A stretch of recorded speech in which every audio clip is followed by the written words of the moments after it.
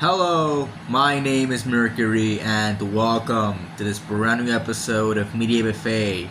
Today, I am alone, and I'll be discussing Guilty Gear Strive Dual Rulers, an anime based on specifically Guilty Gear Strive, the latest game in the Guilty Gear franchise.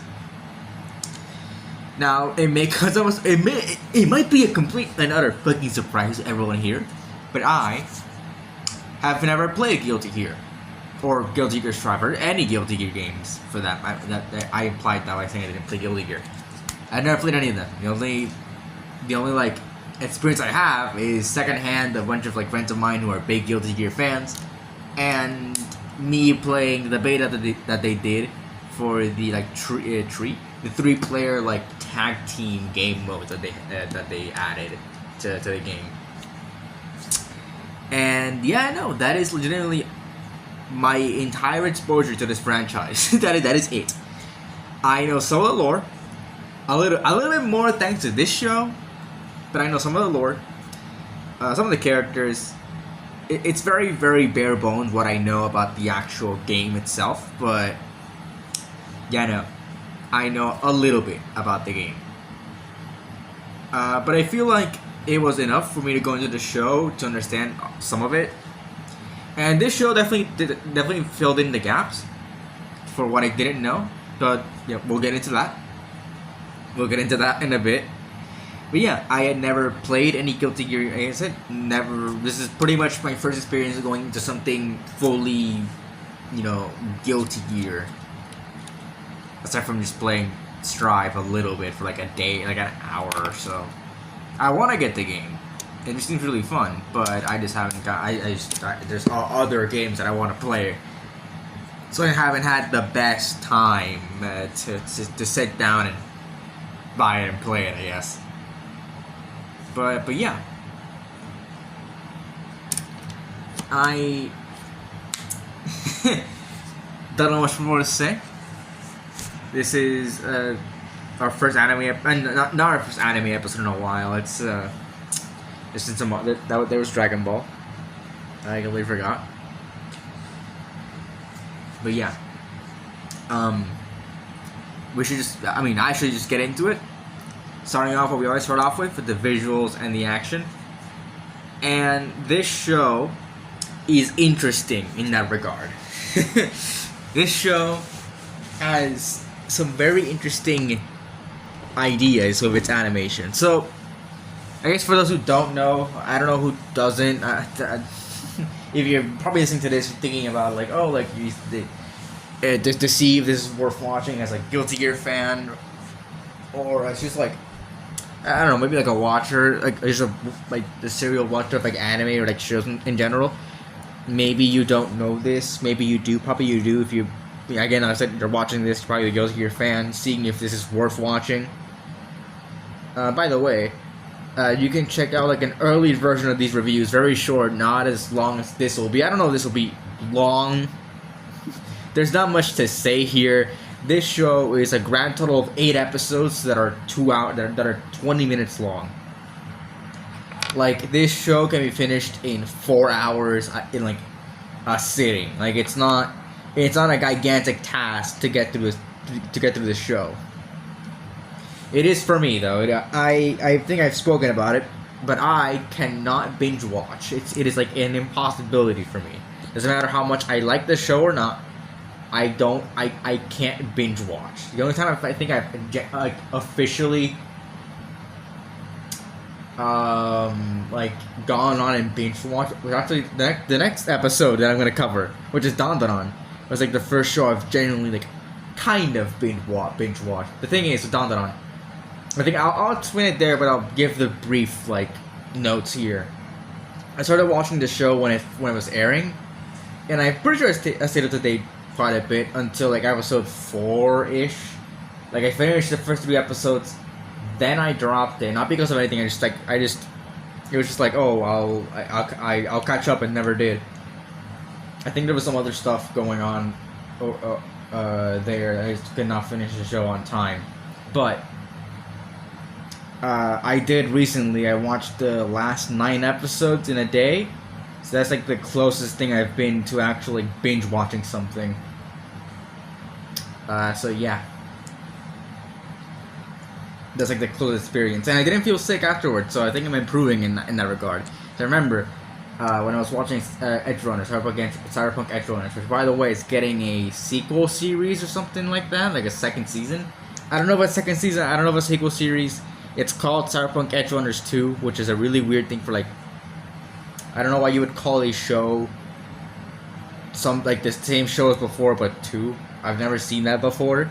Maybe it's an anime thing. I'm not sure. I know there's like Durara like X2, which is a sequel series to the first Durara anime. It's really weird. Durara is another one of those anime that I've been meaning to watch, but I've never gotten around to it. Maybe now that I'm exploring more anime to watch, maybe I'll go on ahead and watch some Durara, but I'm not sure. I'm not sure if I'm pronouncing it right. Maybe Durara. I'm trying, man. maybe some Durara fans are fucking like their ears are bleeding at my pronunciation of the show. I don't know, but anyways, going into Tandaran was one of those shows that I dropped. Then I picked up back up again. Same thing I did for Delicious in Dungeon and Gurren Lagann. And the Continental. And that's like, I think that's it. Right now, the shows that I've picked. And Chainsaw Man. I dropped Chainsaw Man. Which I'm going to finish with a podcast. That's another one of the shows I'm going to finish with a podcast. Is Chainsaw Man, which is very, very soon, actually. So I'll finish Chainsaw Man. Then I'll go, I'll talk about Racing. The racing movie. Anyways, animation, right. What I was gonna say is that Guilty Gear has a very specific like way of looking. I'm not even okay, good to know. That's not like a microphone. Anyways. Guilty Gear is it's a style where it's at least Strive has a style where it looks 2D with actually 3D models. At least I'm pretty sure that's what it is. And this show tries to emulate that, even though it could have normally done it. I'm not sure. Where it mixes 2D and 3D. And I was very confused watching the show because I didn't know if it was 2D or 3D for like the first few episodes. I mean, 8 episodes. It's 8 20-minute episodes. It's not like, I don't know. It's not that much, but I was very confused like going into this until I realized, oh, it's a mix of both. Okay, so the show doesn't look the best. I'm gonna be real. Like, it tries, but it fails. And I feel like the reason why it looks like, for me, it doesn't look good is because number one, it's very bland. It's very not like colorful. I'm not sure if the game itself is very colorful. I've seen stuff and it doesn't look like it, but it's just not like very interesting. It's just kind of like just a meh. It's very meh looking, and it's just kind of lazy. Like some of the things are just kind of lazy. Like, not that they reuse animations. Like God forbid, last episode, like Iron Man reusing the same animation over and over and over again. But it's like the characters like barely move, and it's just like, okay, it just doesn't look. The animation just doesn't look good by any stretch of the imagination. So yeah, it's just very unimpressive. Like, the characters don't move that much. They use a lot of like that thing where they repeat the shots over and over again. The like anime things do. Anime things like anime does. I'm talking like a fucking like a 40-year-old like those anime. I'm pretty sure fucking 40-year-olds watch anime anyways. Fucking like 60-year-olds like that anime. Those anime cartoons. No, but like it just doesn't look good. It just doesn't like mix well. You can definitely do both. There are shows that have done both and failed. But here it's just like both are lazy. Like both forms of animation are done very lazy. It looks like a video game cutscene, and not like, and not the diss on this. Like, oh, it's a video game. Adaptation looks like a video game. Yeah, but for a show, you'd expect it to look a lot better than that, because at least for the game, the cutscenes don't have to look. They don't have to look like flashy or very like action oriented, because you're supposed to be playing that action, at least in like an action based game. You know, you're supposed to be playing. It's supposed to be like interactive. You're not supposed to. You're not supposed to like just sit there and watch the characters play the game. You're meant to play those action sequences. But in here, it feels like they just animated it normal, like they would in the game, but they kind of forgot about the action. I don't know. Like it just feels like a very video game-y to me. Like it's a video game. I guess it's a video game adaptation, but like it just like when you're making animation, you're supposed, like, especially fighting game one, you'd expect it to be a little bit more flashy, a little bit more like, I don't know, action oriented, a lot more like expressive, especially because a lot of the moves in fighting games are very like overboard and stuff. You'd expect it to be like that, but no, it's not like that. It's weird. It's a weird, like, dumbed down animation. It just doesn't look good. It's not very impressive. And speaking of fights, the fights are very unimpressive, uninteresting. It's just kind of a disappointment. Like, this show is based on a fighting game. You'd expect the fighting game to have you'd expect an adaptation of a fighting game to focus on the fights, but it doesn't here. Maybe I'm just thinking too like American and whatever. Like, oh, like you gotta adapt the best parts of the game. And I know that Guilty Gear at least has like its lore, and that's what this series is basing itself on. But you're not going to. I don't think you're gonna attract a lot of the fan base by saying it's gonna be based on the lore and characters are, and the action is not gonna be a big part of it. It's like, that's weird. That's like Guilty Gear. I don't know, like a fighting game oriented. Like a video game adaptation, an anime adapting a fighting game, not focusing on the action, is so like weird. It's such a weird thing, and I feel like they really should have focused on it, because it's just kind of like, okay, it's a fighting game. You'd expect cool fights. That's not what is here. There are no like actual cool fights here between characters. And you know what? I would have, even though I criticized it, I would have forgiven it if they kind of used moves from the game at least. And maybe they do. I didn't see anything resembling a fighting game move though. It's just like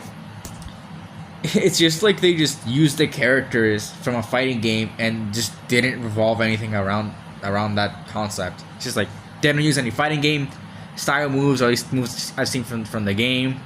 They don't do anything like that's actually taken, at least from me, like a little bit. I think towards the end they probably use like fighting game moves and whatever, like things that they do in the games. But throughout the show, it's just kind of like very basic action sequences that just kind of don't stick in your head. When like I said, when you think that'll be the whole thing, like you like, oh yeah, we're gonna want the people that are watching the show to not only get like a good story, but also get good fights between characters and make them memorable. But the thing is, in this show, in this anime, the fights are very forgettable. Like most of the fights are just some characters versus Unica, or at the very end, it's some characters versus Nerville. That's it. Those are like the two fights that happen in this. Aside from like Unica versus some other characters. That's kind of it. There are no other characters. They fight some like military guys. Like, what was it? I forgot their names. Elfeld and Ramthal. They fight some military guys for like 3 seconds, and that's about it. That's like the only other enemy that these characters fight. And just like there are no interesting fights here. It's like what the fuck? I was signing up for a show like an anime based on a fighting game. I would have expected some good fights, but that's not what I got. So what the hell, man? Anyways, let's just get into the characters. Starting off with Sin Kisuke, the characters are something that I can actually give the show some credit for, to be honest, actually. And I've seen a lot of like things about the characters are handled that well. It's a lot of like just kind of not useful characters, like characters just don't do anything. They're just kind of brought in here for no reason. It's like, I don't agree. I feel like people are giving too much importance to these characters. At least that's what I feel like. They see these characters from the games like, they're big names from the games, that they're gonna use them a lot more. It's like, not really. They can serve their purpose in the story of this and not have that big of an impact and all that. Like and just kind of be here because they thought they would be cool if they were here. Like, I don't think like characters, just because they're big characters from the games, I don't feel like they need to fulfill like a gigantic. They don't need to fulfill a gigantic role in a story that's not really about them. They can just be here. Doesn't excuse everyone from being here, but that deep characters can be here, have a little bit of a role, and that's their extent of the role. They don't need any more. Like, tertiary characters exist for a reason. That's a concept that exists. Just because these characters are well known from the games doesn't mean that they need to be like not center stage, but definitely have a bigger role. They don't need to have a bigger role. Maybe they don't. They don't. That's how I see it. I don't know if anyone else sees it like that. But yeah. Okay, back to Sin Kisuke. The story's about him and and Unica. So let's start with him. I really like him. He's obviously very, what do you say? He's very immature at the start of the series. And I know, I think I read somewhere before that he was like 2. I think he was not that old. So I get it. He's not very experienced. He's not very like, he's very young comparably to the other characters. But I like how he matures thanks to Unica here. Like the story being so interconnected. I like how he matures, how much he wants to help her. But he realizes what he really is and like the responsibility that he has, and he accepts it. Like this guy is the son of a gear and a human. So, and because the current like queen of the gears, I'm pretty sure is Dizzy. I mean, she's called Queen Dizzy in Strive proper, so I'm pretty sure that gives the clues that I need. But yeah, no, like I think I like the character arc that Sin goes in this anime. Like becoming the king of years and all that, and him learning the responsibility of that, and also wanting to care for Unica because she's not only a gear, but I guess spoiler alert, even though we talk about spoilers without even mentioning it, I guess if you look at I don't know how long this episode is gonna be. It might be really short. I have not. It's a fucking 8-episode season that has every episode be 20 minutes. It is not that fucking long, so I might not have much to say. But going back to this, um, like I'm not sure how long this will be, but like if you look at a certain length of a review, I think you'd expect it to be a lot more than just a non-spoiler, you know. Anyways, spoiler alert: Unica is Sin's sister that came from the future, so that's a bit weird. I just gave you a double spoiler there.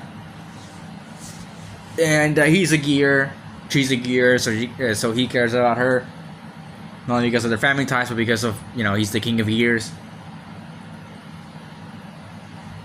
and also about the whole world because he's part human. And he agrees with the notion that Unica has, at least at the beginning of the story, and Nerval has, that the gears are all monsters and they're all weapons and they're gonna kill everyone. So I like that he grows as a character throughout the season. And I also like that about Unica. I think Unica is also a very interesting character. I've seen a lot of things calling her a very big, like, OC, do not steal type character. And I see where it comes from.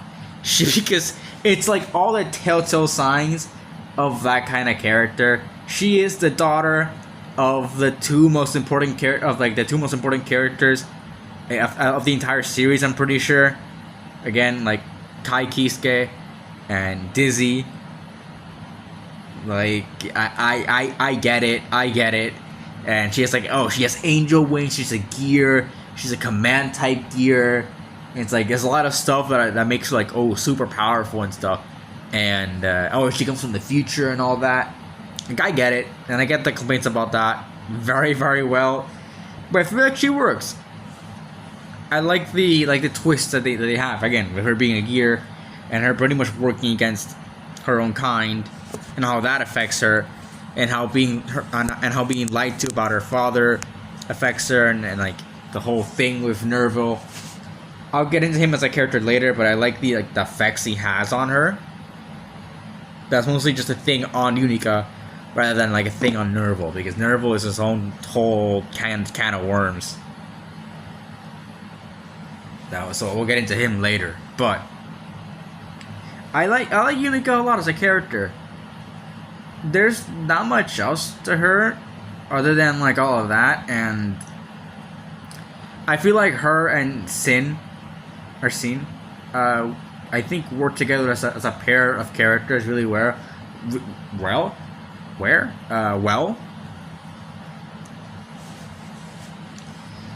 But aside from that, there's not much to say about her, really. Aside from there's like, I want to exterminate all. Aside from her being like, I want to exterminate all gears, to then, I forgot. The whole thing with Bridget, which I'll get into later, or I guess her, but I'll talk about Unica's side of that sort of plot line here.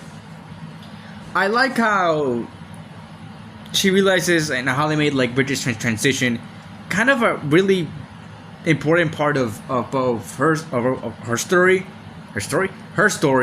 and Unica's story, where Unica has to find out who she really is and what she really is, and she does, and she finds out what she has to do. And so Bridget's characterization here, and how that sort of helps out Unica in the long run in becoming a better person.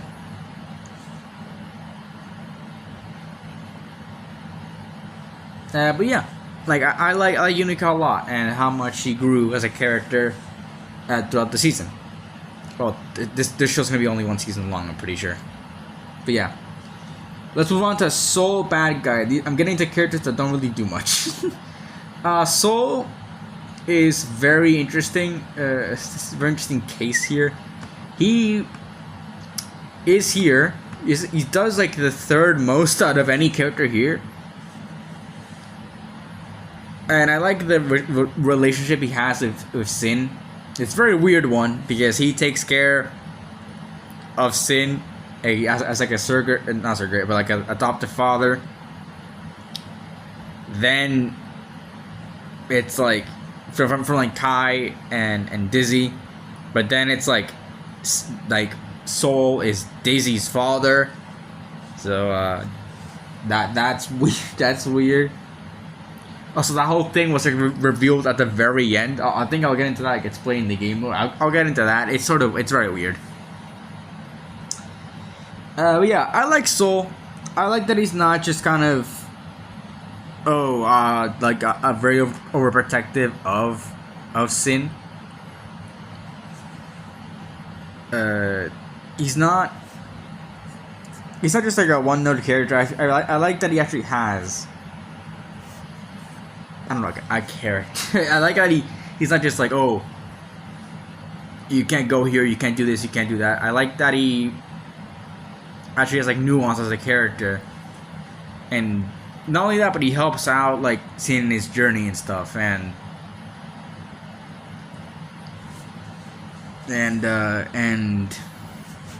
guides him throughout it.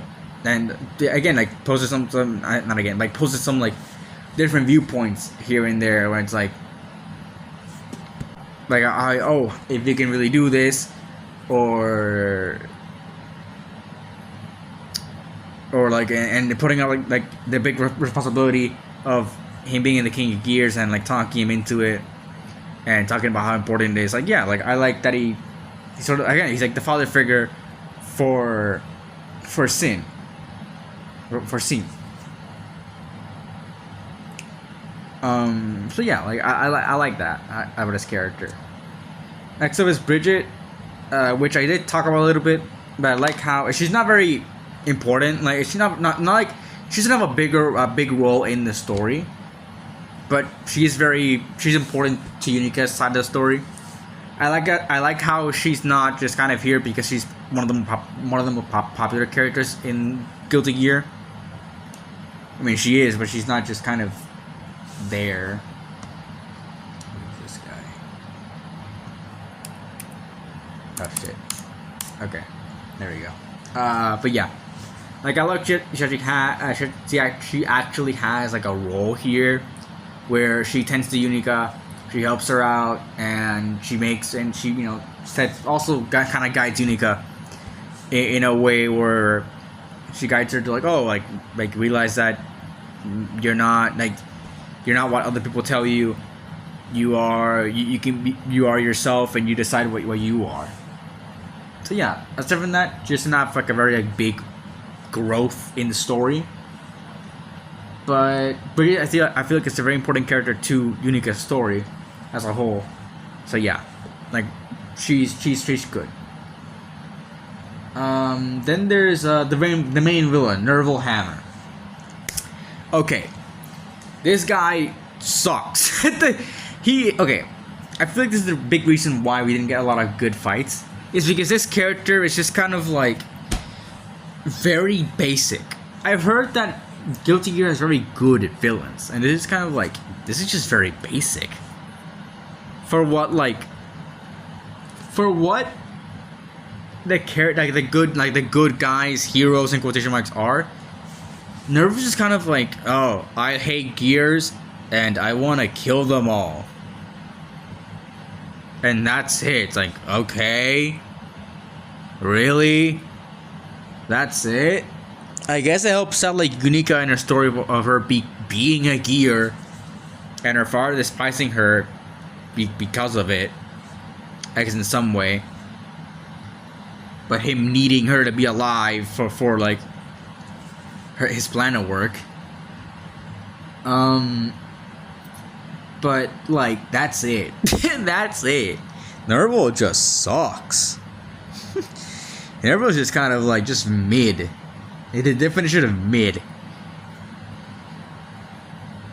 It's just very like, haha, I hate gears, I want to kill them all. And then there's like two Nervals. There's the one from the past and the one from the future that comes back, and the future guy is like this weird like squid monster. He turns into one. He's all like, oh, my plan didn't work, so I went back to the past to make sure that it works. I'm like, okay, man, whatever you fucking want, I guess. Nerval just isn't very interesting. He just really isn't, and he's one of the big things. The villain here just doesn't add up to the heroes. He just really doesn't. He's just very like, he feels like a fucking Saturday morning cartoon, like villain of the week type shit. Where it's like, oh, he's like a throwaway. He's like a throwaway villain. His Nerval kind of sucks. And there's other characters that are in the show, like Johnny, Biken. I'm pretty sure that's her name. They don't do much. Like Johnny has some importance where he kind of talks sense into scene. But that's about all he does. He's kind of here because he's here. Dizzy and Kai are here, but they kind of do nothing until the very end, where it's all like one big fucking friendship blast to get to Nerval. But yeah, there's a lot of characters here that just kind of don't do much, like Elfelt and Ramfall, Jacko, all those characters. They're here, but they don't do much. I've seen some stuff about this show because I looked it up because it's kind of going head first into it. That it's just kind of like, oh my god, oh, like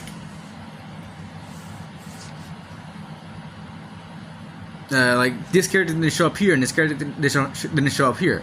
Like, you could definitely make those arguments that maybe some characters needed to be, like, deserve to be in the story, but I mean, I don't know. I don't know how true that is. Maybe if I was a bigger Guilty Gear fan, I would have disliked the series more. But I don't know. Speaking of disliking something, let's get into the plot.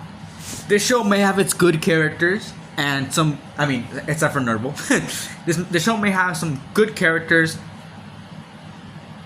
or I guess more above average characters, to be real. But god damn it, the story sucks. The story sucks so much fucking ass. And it really drags us down. First of all, this show actually, I think, explains the game lore in a way where I actually can understand it, and I wasn't lost with this show because of the game lore. It's not like I never understood anything about the game or its lore or whatever. But the thing is, I think this show, the way it tells the game lore, is just so bizarre and out of order. Like, yeah, okay, the prologue about, like, the gears and why all that happened, that's fine.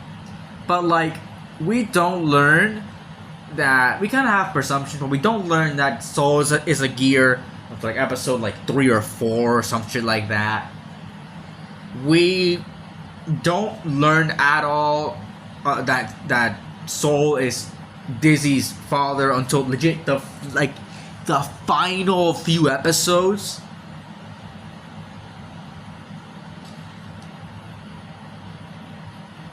And it basically comes out like this. Oh yeah, and Soul is Dizzy's father, and they never referred. And at the very end, it's like, oh, Dad, you came here. It's like, what the fuck? Where did this come from? Or is this a fucking plot point? And that feels like a lot of things here. Like, the show explains it well in, like, the like lore and prologues, but sometimes you just get the characters and they have fucking, like, Suicide Squad style, like, intro sequences where they talk about, like, their entire history and shit. It's like, what the fuck? And it's not all done, like, I feel like you could have done that within the show itself instead of having just stopping it and just going, this character does this and this is what happens to them and all this. It's like, what the fuck? Like, let the show explain it for themselves. Like, let the show explain the lore for itself instead of just having it be like, oh, this narrator comes out of nowhere and is like, oh, this character is from here and they did this and all that bullshit. Like, no. Let the show talk about it. Man, but it's such a weird explanation of the game's lore that otherwise done. They explain the lore that is needed. It's just like they explain it so weirdly. And god damn it, this show is so hard to follow. I didn't get lost because of the lore. I got lost because this show goes at such fast pace. This I've seen some things that the show rushed to its finale. Brother, this show rushed being a show. It is such a fast pace. It is such a gigantically fast pace. This show never lets up, and that's a bad thing.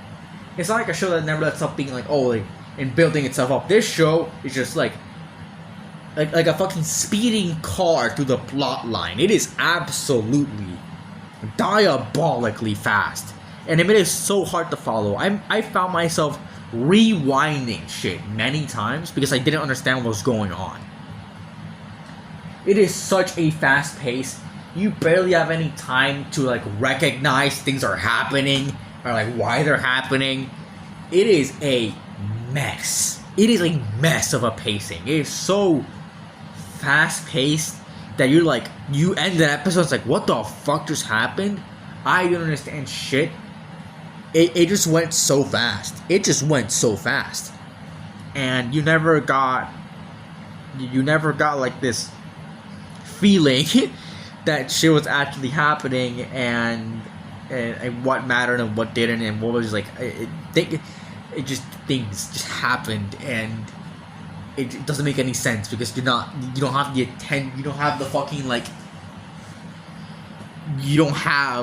time to like recognize what is happening. It's so weird. It's such a weird way to pace this show. It definitely needed more episodes. I feel like this show desperately needed to have more than 8 episodes, or just have it be longer episodes. Why the fuck is it?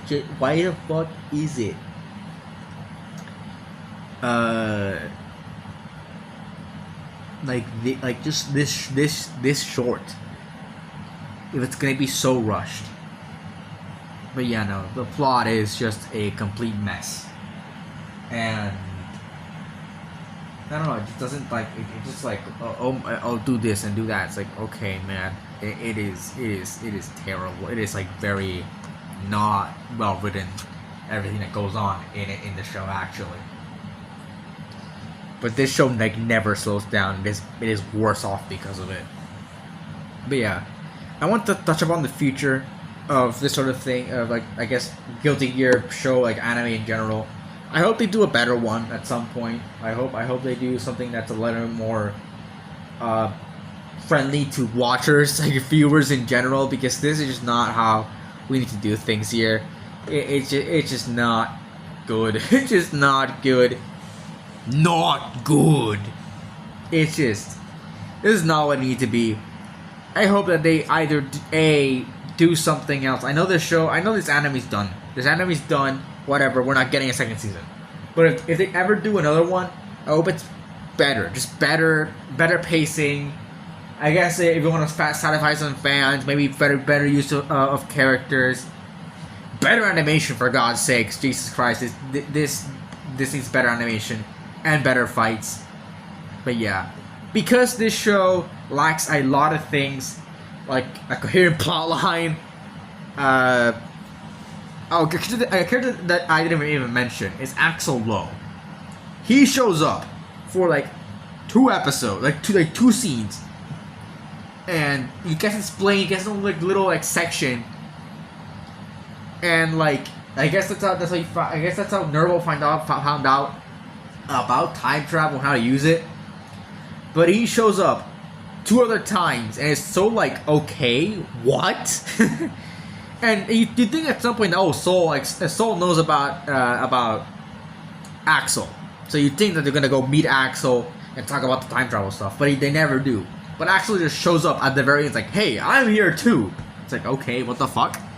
But yeah, just the only character I can definitely say was so weirdly used. It's he has no bearing on the plot at all. Almost no bearing. But yeah, this show just needs to make a good Guilty Gear show. It just needs better of everything that was here. Characters are fine, but just everything else needs to be better. But yeah, because Guilty Gear Strive Dual Rulers has a almost incoherent plot line, not good animation, uninteresting fights, and just really weird decisions all around going into this anime. That is why I'm gonna give it the D tier. Very high D, honestly. But still, it's only a D tier. It just isn't good. I can't recommend it to anybody. It has some good elements to it, but it's just not done. It's just not enough for me to save it from being a D tier. It's not an F tier. It's not an F tier, but it is definitely a. It's not very good. Okay, to be fair, after watching Iron Man season 1, I was very scared that my brain cells were fried watching that, because I didn't know what I was. I didn't know. Oh, this is better. This is just better. Because I knew that going into Guilty Gear Strive with Dual Rulers, I would like it a lot more than Iron Man, because it was like, oh, this is like an actual show that is like has a coherent plot line. But going to this, like, Jesus Christ, what the fuck was this? But thankfully, the next thing I watched after both of these shows was way, way, way better than anything Iron Man or Guilty Gear Strive Dual Rulers could do. But anyways, that's about it. What did you guys think about Guilty Gear Strive Dual Rulers? Leave it in the comments below. If you want to give us your feedback, you can like the episode on YouTube or dislike it, whichever you prefer, and rate us on Spotify. If you want to stay up to date from our content, you can subscribe on YouTube or follow us on Spotify. I said rate. I did say rate, right? Rate. If you want to give us your feedback, rate us on Spotify. Rate us on Spotify.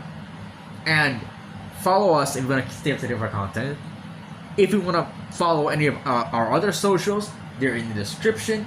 And like I said, if you follow me on Letterboxd or Serialized or Backlogged or Radio Music, you might catch some early reviews as soon as I finish stuff. They won't be as detailed as the things I do currently, as like episodes, because this episode is gonna be like 40 minutes long, and not I'm here finishing it. But you'll know what I think about it in real time, and it's a better way for me to remember stuff, because at least I write them down and know what I was thinking at the time. So yeah. Anyways, that's about it. See ya.